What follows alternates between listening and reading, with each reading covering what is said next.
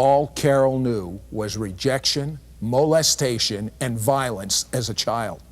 She thought she found the truth in witchcraft until the spirits turned on her.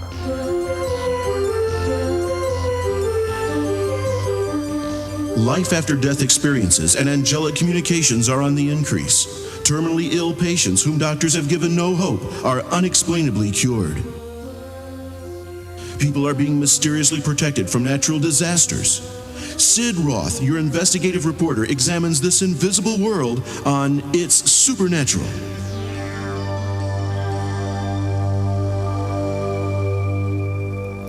Hello, I'm Sid Roth. My guest, Carol Kornacki. Abusive, dysfunctional, these are terms we hear quite a bit. But Carol, we have to come up with a new adjective to describe your home. Tell me about your mom. My mother was probably one of the most violent women I have ever met. Sid, when the weekends would come, my mom and dad would drink excessively, and they would come home from bars 4 o'clock in the morning. When I'd be lying in my bed, and the children in the house, because it was a large family of 10, and we lived in a little cracker box. And at 4 o'clock in the morning, we would wake up as children almost like clockwork. We would just sit up in our beds because we knew any moment it was going to start. And you'd see the lights of the car come up the driveway, and Mom and Dad would come in, and from the moment they walked through the door, it was a reign of terror. She would break everything. I mean, every dish out of the cupboard. She would pick up beer bottles and smash them against the wall. She would throw forks that would land in his chest. She would throw, I remember we had a gold glass ashtray, and it sailed through the air, and us little children would come out of our bunk beds, and we'd come down to the end of the skinny little hall, and we'd be screaming, "No, Mommy, no, Daddy." And I would be shielding with my older brother and sister the small children so they wouldn't get hit by the ashtrays. There would be things flying through the air, Sid, everywhere. And then all of a sudden you'd see the red and blue light, which indicated that the police were coming. And to us children, in the middle of that violence, it was almost like a peace sign, because here would come the police up the driveway, and they'd knock on the door, and they'd come and they'd say, "Mr. and Mrs. Thompson," that was my maiden name, "Mr. and Mrs. Thompson, we come here every weekend." The house would be a wreck. My mother's clothes would be ripped off. She'd be walking around exposed. My father would have blood all over his face. There'd be blood on the wall. It was a terrible view. And I hate to say this, but did you think this was almost the normal way to live, or did you know something was wrong?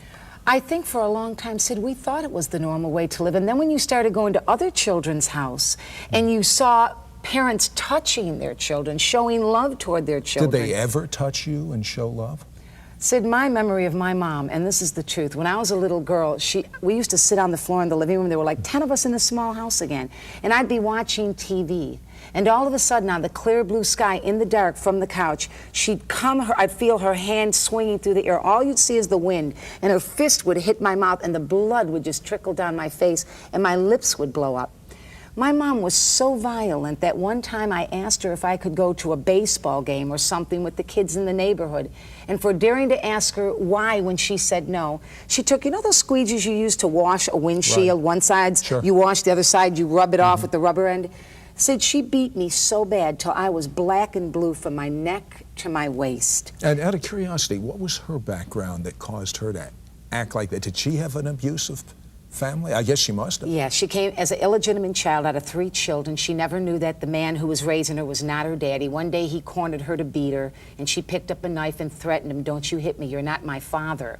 So she always felt that rejection, that she wasn't loved, because she too was, you know, she lived in a family where she didn't feel loved. So when she had all these 10 children, I mean, my mother had children since she was 19, every single year. She was like a gerbil. She had children every single year. So here she was, a young woman with 9 children in this tiny little house, and the only extracurricular activity was alcoholism. Now, why didn't your father come against this?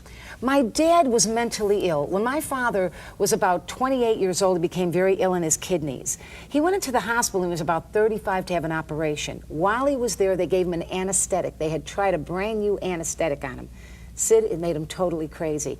He dismissed himself from the hospital after the operation. He came home. He started beating the children up, trying to choke my mother, hanging himself in the cellar. One particular time when my mother had been out all night, because my mom ran around all the time. She had affair after affair. In fact, out of all 10 children, it was believed that I was the only one who wasn't really my father's child, that I was born out of one of her affairs. But one day she was out all night with a man, and my dad was home alone, and he was on a drug called Thorazine, and the reason he took that was because of his mental state. And he would escape from mental institutions and come home. And this was one night he had escaped from the mental institution and was home, and she was gone all night with a man. Well, he had fallen asleep on the couch with the Thorazine and the alcohol content in his body. It put him in a terrible state. And I heard a screeching in the living room, and one of the little kids came and woke me up. They said, "Carol, the house is on fire." So I shuffled off the bunk bed and got all my little brothers and sisters out. And I started to try to get them out of the house. We lived in Buffalo. It was the middle of the night. The snow was 3 feet high. Right, it's cold there. Oh, so cold. And when I tried to get them out, my dad got up in this drunken, demonic state, this state of drug-induced state, and he blocked the exit of the house. And I was trying to get the children to climb over him, and he was growling in this mental state. And I said, "Dad, please, the house is on fire. We can't get out. We can't breathe." So he put us in the cellar next to a furnace. And he started another couch on fire with the hopes that the whole house would explode and that all of us would die in it. I can remember being woke up one time, Sid, at about 4 o'clock in the morning and brought out into the kitchen. My daddy didn't like me out of any of those kids because he knew that I was somebody else's. And he brought myself and my little sister Debbie out, and we were standing in the kitchen, and he handed me a cup of poison to drink. My mother and my Poison? father, so help me, Mom and Dad was standing there. It was poison. And he said, my mother went to give it to my little sister Debbie. This is how insane and dysfunctional this home was. And my father said, "Don't give it to her, give it to her." And so this little pink Melmac cup, I'll never forget it, was handed to me. And as I put it to my mouth and I could feel the poison burning my mouth, my mother, in a last moment in a drunken state, hid it out of my hand and said, "You'd feed her poison?" And he said, "I would kill her." There was so much dysfunction, Sid, that eventually incest crept into the home. I remember I used to lay in bed in the middle of the night and hear my sister on the top bunk, my dad's natural daughter, scream as he would rape her. My mother would be gone all night, and I would be afraid to do anything because what could I say to my dad? I'd hear her crying, "No, Daddy, no, Daddy." And after he'd leave, she'd come down and cuddle in my bed and cry because of the molestation. Then it began to go through the family. My older brother began to molest all of us children. The molestation began to flow through the family. When I went to my mom and told her that my dad was raping my older sister, I was beaten for it, not only by her, but for my father. Why? Because I dared to suggest that something like that was going on. So it was alcoholism, violence, mental illness, sexual abuse, and emotional abuse. Sid, in the years that I spent in that house, I can't remember once my mother ever walking up to me and ever touching me, other than to hit me or to correct me or to rebuke me for something I was doing. I was scared to death of my mother and certainly afraid of my dad. So I got to the point where I said, one of these days, when I'm old enough, no matter what it takes, pregnancy or what, I'm getting out of here. And I'm going to find two things. I'm going to find power, and I'm going to find love. You see, my mom was into spiritualism, and she used to go to a place called Lilydale in Jamestown, New York. It was a self-contained spiritualist camp. And she would go there and hear all these past, present, and future things, tea leaves and cards. And she'd come home with miraculous stories, actually, of these things that were going to happen in our home. And so they'd happen. And I would go to church on Sunday, and I'd be sitting on this pew looking up at this dead man on a cross, and I'd say, "Where are you? Who are you?" And I would think, he's dead. He's a big plaster depiction of a man who's dead. Why? Why'd you think that? Because I always thought, where are you when my brother's molesting me? Where are you when my mommy's slapping me? Where are you when my father's beating me for nothing? Where are you when we're hungry? Where are you when there is no milk in the house and there is no cereal? No one explained anything to me, so I left it at, he's dead, and I'm going to find power. So my mother coming home with spiritualist stories intrigued me. And I would think, that's where the power is. They know things that nobody else knows, so that's where the power is. When I was barely out of my teens, I got pregnant with my first child. My mother literally, physically said, removed me out of the house by my hair. I was thrown out. I went into the streets. No, the streets? Yes. It must be it was scary in the home. Maybe the streets were better than your home, from what you told me. It seemed like it was a little safer. Yeah. And there I could fight back. If I got into a confrontation, I could fight back. I never raised my hand to my mother or my father. I didn't dare because I knew it would cost me. But when I had my first child, she was about 3 months old. I was living in a little cold water flat, and she was down in a little runabout. And I found out I was pregnant for the second time. I was living a very promiscuous lifestyle. So they sent a woman to my house who gave illegal abortions. She came into my home with a little brown paper bag, dirty fingernails. She was hunched over. She was about 68 years old, and she came up the stairs of this cold water flat in Buffalo, laid me on the bed, examined me very quickly, took a long rubber hollow tube out of the brown bag, inserted a long piece of wire into the yellow tube, and went inside my body, stabbing at least 3 different times. She released the wire and left the yellow tube and said, "You will experience your first abortion. The baby will die by bleeding." That was my first experience with abortion. Now, how in the world were you able to cope with yourself and your daughter on the streets? I wasn't. Well, I was living in a cold water flat at this time. And then the New York State took my little girl away from me. I became an instant alcoholic and began to tamper with drugs. Did it bother you at that time that they took your daughter away? I mean, it seemed to me there was a relief. Sid, I came from a home where I didn't know the meaning of love. I thought love was getting drunk and raping your daughter, or slapping you in the face, or saying, "I didn't have you because I loved you, you were an accident." That's what I thought love consisted of. I thought power was some tea leaves written or some psychic cards written. That's what I thought power and love was. I was totally confused. Were you ever hugged? I don't mean in a sexual way, but I mean hugged in a loving way as a child. No, Sid, no. Sid, I would have gave my arm up to here if my mother would have just touched me lightly. It was basically either you saw a hand coming, or you saw a fist coming, or a belt coming. And there were times I had spankings coming. Don't think they were just beating me day and night. There were times when I disobeyed and was rebellious and had a spanking coming. But the majority of them, they weren't warranted. When I finally got out of there, and after the first abortion and my child being taken away, I became increasingly dependent on drugs. I became pregnant for the 3rd time. This time I went into the Larkin building on Seneca Street in Buffalo, New York, and stood at the top of 30 concrete stairs. And in a desperate attempt, because of the inconvenience inside my body, because I didn't think anybody loved me and I wasn't worth anything, and they had taken the first child and I had aborted the second, my mother didn't love me, my dad didn't care, and he already was in a mental institution permanently, I threw myself down 30 concrete stairs. Sid, I rolled like a bowling ball down those stairs and landed at the bottom in shock. I was in complete shock, shaking.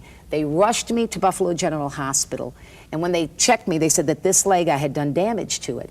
They said, "You're also pregnant." I said, "If you don't give me an abortion, I'll go to the top floor, to the roof, and I'll jump off." Carol, hold that thought. I'm going to tell you something. There are so many people that are watching us right now that have so much hurt inside.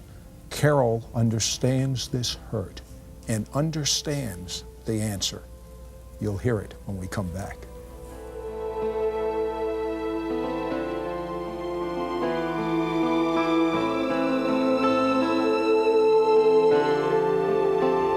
We will return to It's Supernatural right after this.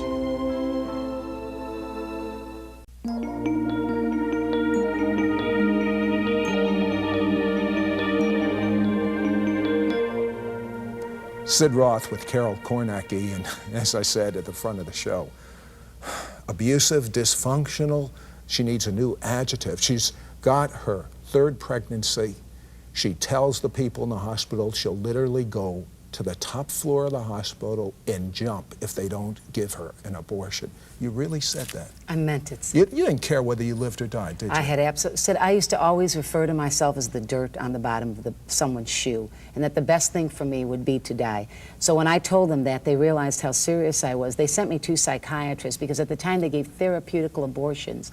The Roe versus Wade hadn't come into effect as of yet, so they gave therapeutical abortions. If these 2 psychiatrists deemed you unable to carry the child, then they gave you the abortion.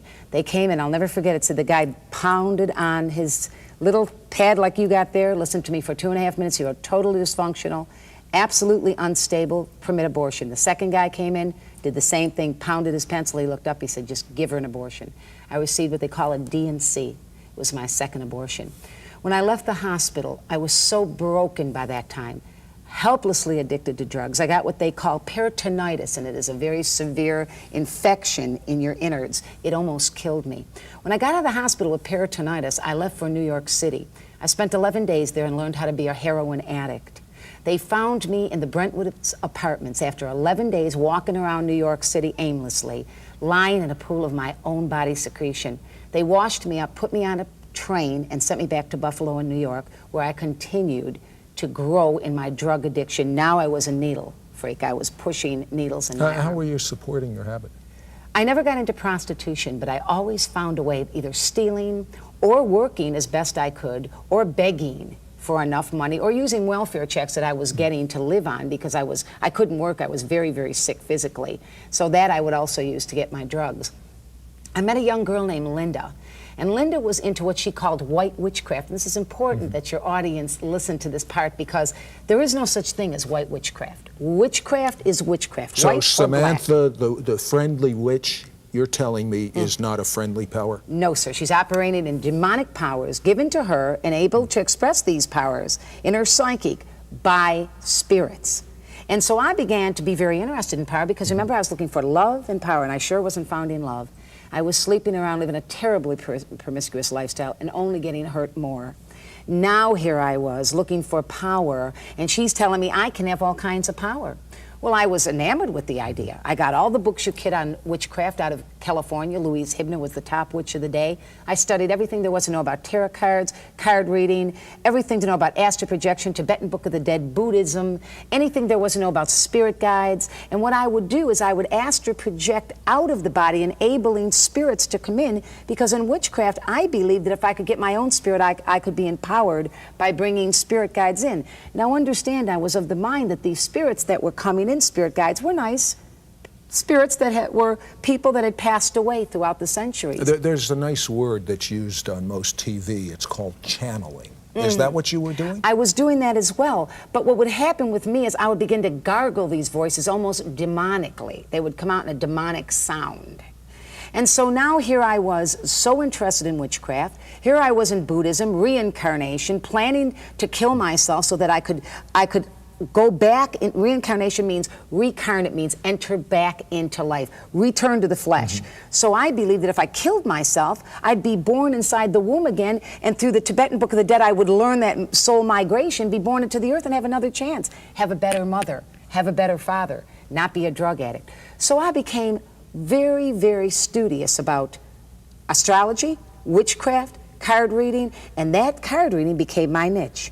Sid, I would walk into a room with a deck of cards and read everybody's mail, just by that deck of cards, and I thought I was the best thing since the McDonald's hamburger.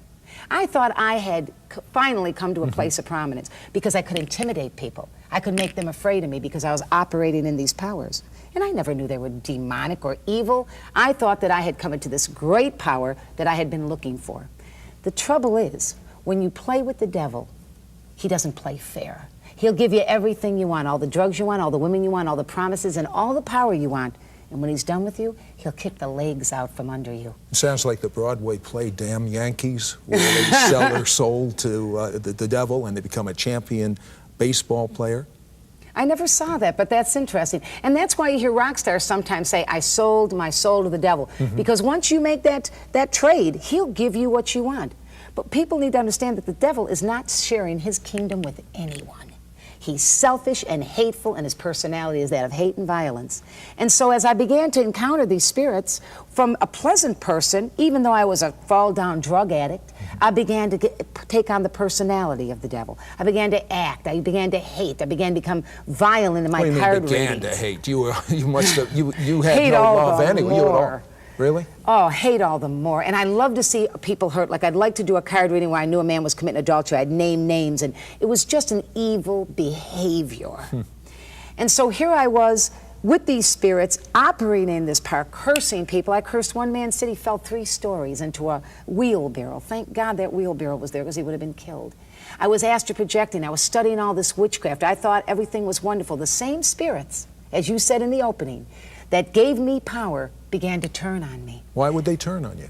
Because the personality of spirits of darkness is not a nice, friendly personality. You can tell even by people that are deeply involved in witchcraft, the way they dress, the way they act, ghoulish and black nails and dark colors and very strange in their acting. Is it like, I used to watch Westerns as a kid, and in the Western, a new guy comes into town and goes and plays poker, and he wins.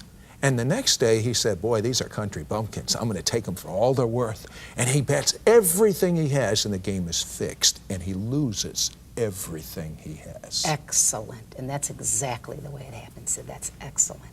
And that's exactly what had happened to me. I thought I had arrived. But as these spirits began to turn into torment, the same spirits that gave me power to read cards and astral project and operate in the solical power, the psyche power, would turn on me. What does that mean? What do you mean, turn on you?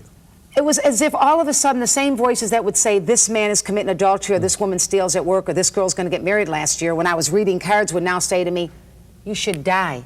It's better to just die. Said I would walk around with a gun in my mouth. I can remember the metal used to burn my tongue. I would just suck on a gun, waiting for the moment to stop this power that I had entered into, to stop the destruction of my mind. My drugs increased. I would take needles, Sid, and people that were the worst drug addicts in town would not get high with me. I would go into a bathroom and take a needle and bang it into my arms. I had thick growths all the way down. Today you can see they're totally gone, but thick growths and abscesses all the way up and down my arms. In that drug state, I'd go out and become even more promiscuous, hoping that someone would just love me for a little while. And that's what our kids are doing today, Sid. They want somebody to love them for 15 minutes. That's why sex has become an everyday movement. I mean, it's nothing to be 11 years old and to go to bed with your boyfriend that you go to school with. And so here I was, nailing myself with needles, blood coming out, demon possessed from the spirits that I had invited inside, broken. In one particular time in all this story, they locked me up in a mental institution. Sid, they locked me behind a metal door. That's how crazy I got. My arms were full of needle marks. My nose was full of blood from cocaine. They put me in a room, locked me in because I had now had serum hepatitis, which you get from filthy needles. So they had locked me in a mental institution in the K ward in Meyer Memorial Hospital in Buffalo, New York, with needle marks, with mental crazy screaming in my head, giving me a liquid diet to try to clear up the hepatitis. When they finally let me out, I became pregnant again. Oh, no. This time I went to the Erie County State Building in Buffalo, New York, and got a legal abortion. Said when I left that medical building that day after that abortion, and still to talk about it, it hurts a little. I remember sitting down for the first time and saying, I wanted that baby. That baby I wanted, because I felt like I had such a low opinion of myself that maybe this child could change things for me. Of course, it was too late. So here I was, I had had 3 abortions, a child that was taken away from me. I was hopelessly drug addicted, and the doctor comes to me and he says to me, you have chronic active hepatitis. Your enzymes are right off the hinges. You probably What does that mean, chronic? It means hepatitis. that chronic means it's constantly going on. Active means it's happening right now. And hepatitis B is a very serious form of hepatitis. He told me that my liver was turning into a piece of leather. It was in that state that I decided that it didn't matter if I lived. I increased my drugs, I increased the insanity, increased the promiscuous life, increased hatred, was full of violence, and totally suicidal. And then one day, standing in a bar, serving drinks, stealing from the place, everything they had, stealing and lying and getting high in the bathroom, a young woman approached me named Linda Smith. And you know what, Sid? She really believed in the power of God. She knew I'd experienced the power of darkness, that I knew it was out there, that it worked. But she wanted me to see a higher power, a greater power, that superseded the power that I was operating in. So what did you think of this, Linda? I thought that she talked the talk and didn't just, she walked the walk and just didn't talk the talk. A lot of people talk the talk, but they don't walk the walk. And Linda just showed the love of God in the way she acted. She didn't come out with all these spiritual lingo comments. Yeah, but you told me as a kid you didn't care for this Jesus guy. Because now I was at a place, she was introducing a man to me, a man that didn't rape you, beat you, use you, put you on the streets and stick needles in your arms. A man that was the Son of God who loved you for the way you are, not for 15 minutes, loved you for who you were, and who was able to reach down in that liver and reconstruct it, reach into that belly full of blood from bleeding ulcers, reconstruct and heal that, reach into a mind that was mentally ill, reconstruct that, reach into a heart that's broken and put it all back together. Just because he's a man who loves mankind, because he was the Son of God. How'd that happen? She took me to church. She took me up to Pastor Why Tommy did you Reed's go to church? Because I was dying and there was no hope. I figured I'm going to die anyway. Let's go see. And you know what really influenced me, to be very honest, in the last few minutes of this program? She acted like a person who didn't just put on a facade of Christianity. She lived it. She walked it. She didn't want to impress anybody, Sid. She wanted to introduce to a dying, demon-possessed tramp witch. She wanted to introduce that human being to a man who'd change her life. You went into that church. I walked in. What happened? I was dressed lewd. I had demons in my eyes. They were screaming all Most over. pastors my mind. kick you out. Well, some of them wouldn't have anything to do with me. But Sid, in a very quick moment, I know we're coming to the end of your program, in a quick moment, the man on the platform said, if you need God to touch you, if you need healing in your body, come on up. I took the longest walk of my life. When I got to the platform, and to this day it brings tears to my eyes, Jesus Christ was waiting for me. Within an instant, and I have medical reports, in a moment of a prayer of 1,800 strangers who didn't know my first name, the church stood forth, the blood-bought church began to sing the blood of Jesus. And in a moment, when they began to call on the name that people curse, the name of power and ability, my liver was healed, my stomach was healed, my mind was restored, and I left that church, it said, never to be the same. From that time, the day I left that church, a process of healing began. What about drugs? I was instantly delivered. I had, Sid, no cold turkey. That means to come off a drug. None of that. I was instantly delivered from drug addiction, instantly delivered from mental illness, instantly delivered from chronic active hepatitis, instantly delivered from peptic bleeding ulcers. And the Holy Spirit, the only spirit that lives in me now, you can have all those other demons, the only spirit that lives inside me now, and the power and the supernatural anointing began a process of demons coming out, releasing out of this temple. The only spirit in me now, sir, is the Spirit of God. And my life has been changed ever since. My mother got saved. My brother Ronnie got saved from homosexuality. Wow. My father got saved. They all got saved.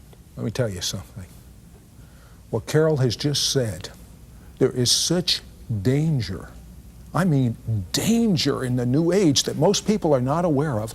I want her back on our next program, and I want her to explain exactly how these powers operate and the difference between these powers and the real thing. You see, a counterfeit cannot be a counterfeit unless it's a counterfeit of the real thing. And for this reincarnation business, it's a lie. You live once, and then comes the judgment. Choose this day whom you shall serve.